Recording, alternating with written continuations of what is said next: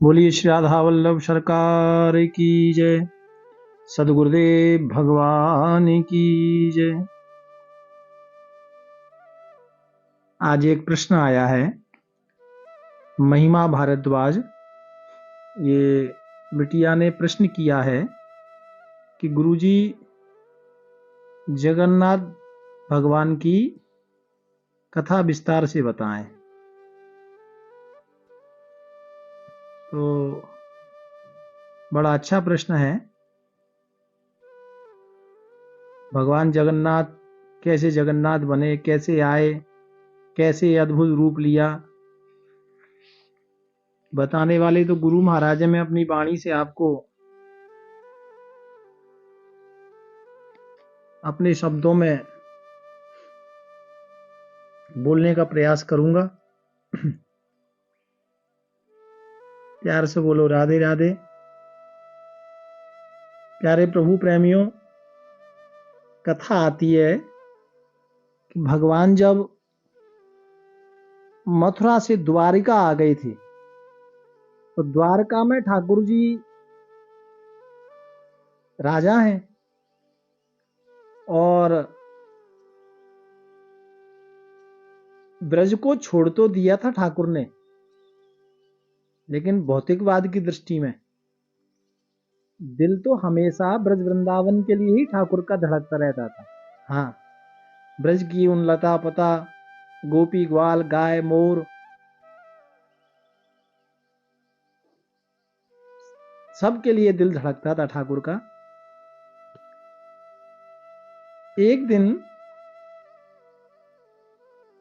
भगवान नित्य प्रति की दिन की तरह विश्राम करके उठे। तो जैसे ही ठाकुर जी विश्राम कर रहे थे उस समय भगवान जी के मुख से कुछ आवाज आ रही थी। और वो आवाज क्या थी? राधा राधा राधा राधा राधा राधा। रुक्मणी ने सुना, आश्चर्यचकित हो गई। कौन है ये राधा जिसको मेरे स्वामी भज रहे हैं? ये तो त्रिलोकीनाथ है।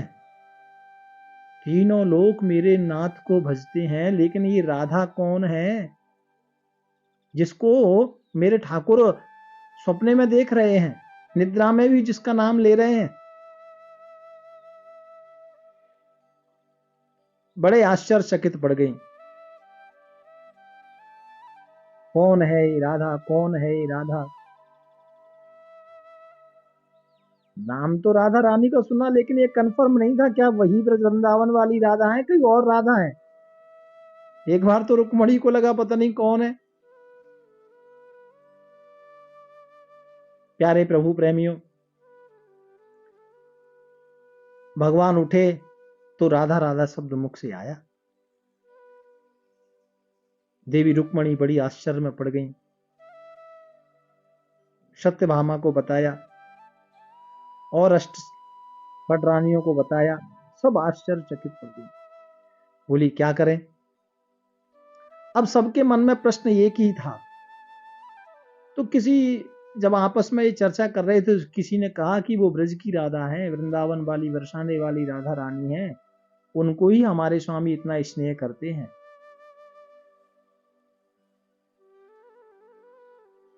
तो पत्नी आपस में चर्चा करती हो, उनको इतना प्यार करते हैं। तो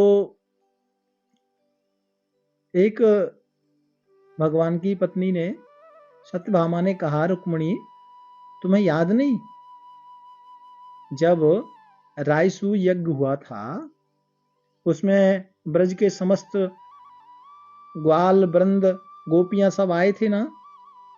हम भी गए थे। तो ये जब कृष्ण पत्नियां वहां गई थीं तो श्री राधा रानी के लिए दूध लेकर गई थी। कथा आती है ऐसी। और वो दूध ले जाकर कृष्ण पत्नियों ने श्री राधा रानी को दिया भेंट स्वरूप, और कहा कि हम आपके लिए ये दूध लेकर आई हैं। श्री राधा रानी ने कहा कि मैंने तो दूध पीना छोड़ दिया, दूध पीना छोड़ दिया, मक्खन खाना छोड़ दिया, ये सब त्याग दिया। क्यों? जिस दिन से श्याम प्यारे गए हैं ना ब्रज वृंदावन त्याग के, उस दिन से दूध दही मक्खन सब त्याग दिया। तो कृष्ण पत्नियों के मुख से निकला, ये तो श्याम ने ही आपके लिए भेजा है।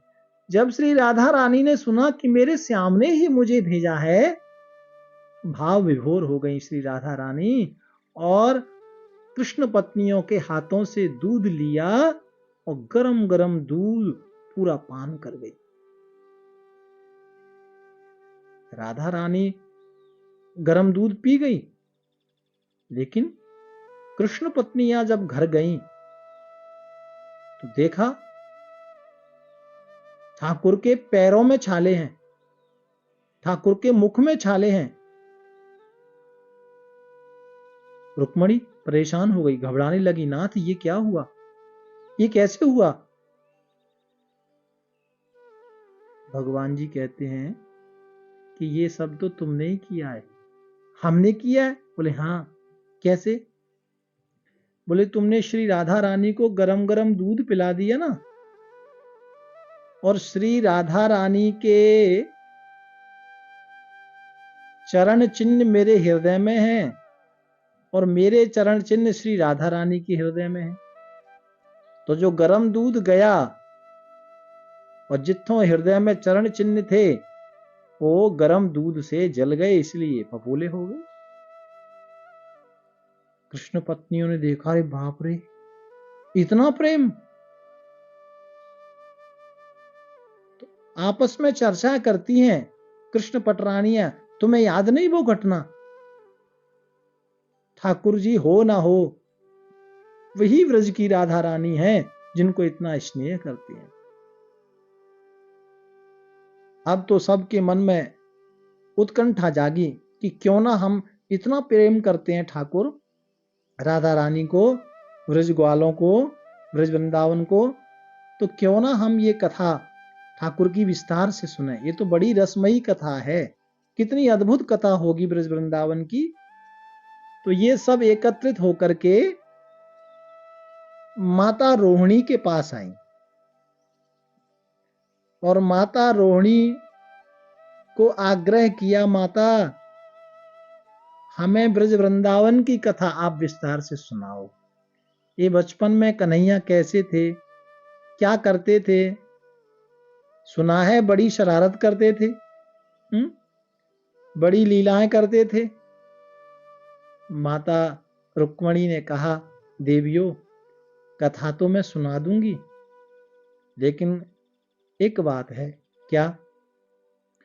ये कथा मैं सुना तो देती हूं, लेकिन ये कथा गलती से यदि बचपन की कथा कन्हैया ने सुन ली, कन्हैया के कानों तक ये कथा चली गई, तो वो वापिस ब्रज वृंदावन लौट जाएंगे द्वारिका से। ये ध्यान रखो। इसलिए चाह करके भी ये कथा मैं आपको नहीं सुना सकती, क्योंकि इतना प्रेम जो करते हैं ठाकुर वृंदावन से। लेकिन माँ ये कथा तो आप हमें सुनाइए। सब जिद पड़ गए, माँ ये कथा, ऐसी ब्रज की लीला हमको सुनना है माँ। सब माता रुक्मणी को, माता रोहिणी को आग्रह करने लगी, रुक्मणी इत्यादि रानियां। तो माता ने कहा ठीक है सुनाती हूं, लेकिन कन्हैया इस कथा को ना सुने, ऐसा कुछ प्रयास करो। तो वहां पर जो कृष्ण पत्नियां हैं सब माता के पास बैठ गई कथा सुनने के लिए, और बहन सुभद्रा को दरवाजे पे खड़ा कर दिया। दरवाजे पे खड़ा कर दिया, कहा देखना इधर किसी की एंट्री नहीं, किसी को आने नहीं देना, कन्हैया भी आए तो रोक देना। क्योंकि माता कहती हैं कि कन्हैया ये बचपन की लीलाएं श्रवण करेंगे तो वापिस वृंदावन चले जाएंगे, तो कथा तो बड़ी महंगी पड़ जाएगी फिर। हाँ,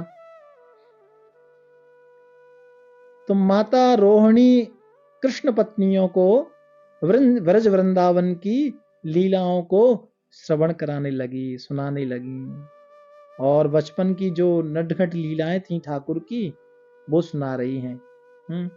और गोपियों के स्नेह का जो गोपियों का दुलार था, गोपियों की जो अनन्य भक्ति थी, उसके बारे में भी मां रोहिणी विस्तार से श्रवण कराती हैं।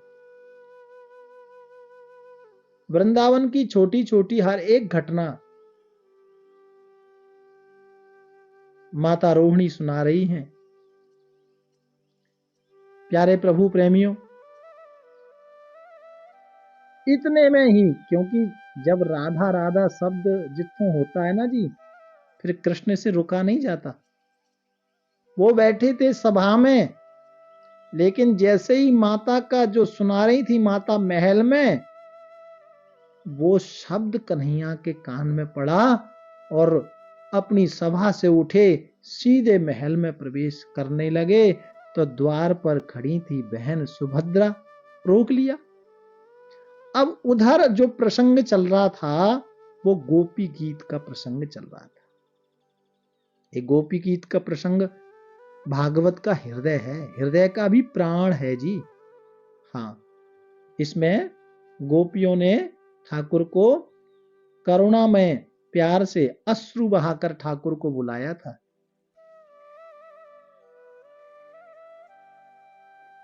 एक गोपी गीत की कथा चल रही थी, और गोपी गीत की कथा चल रही थी, माता सुना रही थी, इधर ठाकुर द्वार पर बहन सुभद्रा के साथ दाऊ भैया, कन्हैया और बहन सुभद्रा, तीनों माता रुक्मणी की जो कथा चल रही थी उसको प्यार से भाव विभोर होकर श्रवण करने लगे। और भगवान ब्रज की अनंत प्रेम भरी लीला मां के मुखार बिंद से जब श्रवण कर रहे हैं, तो भगवान एकदम इस तरह से सुनने लगे मानो कोई पत्थर की मूर्ति खड़ी है। हाँ, एकदम स्तंभ हो गया शरीर दाऊ भैया का, कन्हैया का और बहन सुभद्रा का। साथ में चक्र सुदर्शन है, वो भी बेचारे शांत हो गए। और संत तो कहते हैं कि जो वो गोल थे वो उन्होंने वो एकदम फ्लैट हो गए, इतना करुणा रस में इतना प्रेम विभोर हो गए कि ठाकुर एकदम स्तंभ हो गए। और बचपन की लीला सुनते सुनते ठाकुर जी, दाऊ भैया, बहन सुभद्रा, तीनों का रूप भी बचपन में हो गया। वो बचपन की कथा सुनते सुनते एकदम छोटे छोटे रूप में आ गए। और कई बार तो मुंडे मुंडे मतिर भिन्ने, कई संत कहते हैं कि ठाकुर जी का जब गोपियां रो रही थीं तो गोपियों के अश्रुओं को, धारा को वो देखते हैं ठाकुर जी, और कहते हैं कि गोपियों की कथा में अश्रु गिर रहे हैं, माता रुक्मणी सुना रही है और यहां ठाकुर का शरीर गल रहा है। ठाकुर को लगा कि अश्रु गिर रहे हैं, गोपियां को शरीर सूख रहा है, तो मेरा यदि गल जाए तो कोई गल नहीं। ऐसा भी कई संत कहते हैं कि ठाकुर जी का शरीर गलने लगा और वो छोटे छोटे छोटे छोटा सा छोटा रूप ठाकुर जी का हो गया, दाऊ भैया का, बहन सुभद्रा का और कन्हैया का। और बड़े प्यार से दरवाजे पर कथा सुन रहे हैं। माता रोहिणी देवियों को कथा सुना रही हैं। यही दृश्य वहां श्री नारद जी महाराज ने देखा।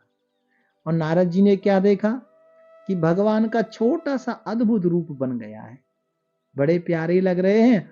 और बहन सुभद्रा के साथ दोनों भाई कथा श्रवण कर रहे हैं।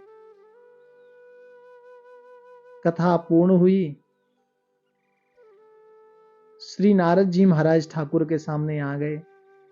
आहा, क्या अद्भुत स्वरूप है ठाकुर आपका, इतना दिव्य स्वरूप, इसका दर्शन तो कभी किसी ने नहीं किया, इतना अद्भुत स्वरूप है ठाकुर आपका। और बार बार प्रणाम करने लगे, बार बार प्रणाम करने लगे, बार बार निवेदन आग्रह करने लगे। ये दिव्य रूप का दर्शन तो ठाकुर संसार को होना चाहिए, ये दिव्य रूप का दर्शन तो जगत के कल्याण के लिए होना ही चाहिए, नाथ होना ही चाहिए। ऐसा नारद जी बार बार निवेदन करते हैं। इसलिए ये रूप आपका पृथ्वी पर वास करना चाहिए नाथ। भगवान ने कहा बाबा आपने जब ऐसी आप बात कही है, आपने ये ऐसा आपके मन में विचार आया है, तो मैं आपको आशीर्वाद देता हूं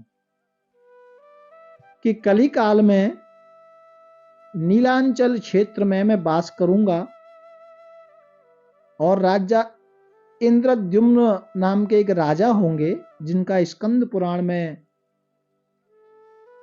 मिलता है, जिनकी कथा मिलती है, और उसे पुरुषोत्तम क्षेत्र के नाम से भी जाना जाएगा, श्री क्षेत्र के नाम से भी जाना जाएगा, क्योंकि वहां लक्ष्मी भी वास करेंगी। भगवान वास पुरुषोत्तम तो कन्हैया का ही नाम है। तो नारद जी को कहा कि आप निश्चिंत रहें, कलिकाल में मैं जरूर नीलांचल क्षेत्र में पुरुषोत्तम क्षेत्र में वास करूंगा और इसी रूप में अपने समस्त भक्तों को दर्शन दूंगा। तो यहां से अब ये कथा आपको मैं सुना रहा हूं। देखिए 4 युग होते हैं, चारों युगों के 4 तीर्थ हैं। सतयुग का तीर्थ है